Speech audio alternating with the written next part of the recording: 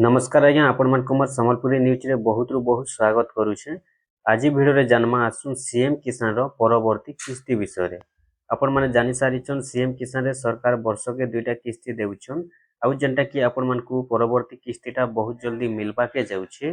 तो आपण माने भी जदी सीएम किसान रो हिताधिकारी अछन आपण माने भी जदी सीएम किसान टंका पाउछन आपण माने भी बहुत जल्दी 2026 रो परवर्ती किस्तीटा पाइबा के जाउछन।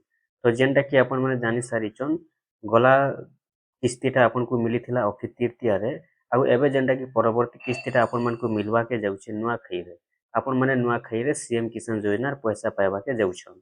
तो इटार आगुर गुटे अपडेट अछि जेन माने भी नुआ करी आवेदन करूछन बेले से माने देखुन जेते जल्दी पारुछन सेते जल्दी आवेदन करि दोन ऑनलाइन टा एबे और आरम हेई सारिछे ओपन हेई जाइछे पोर्टल टा।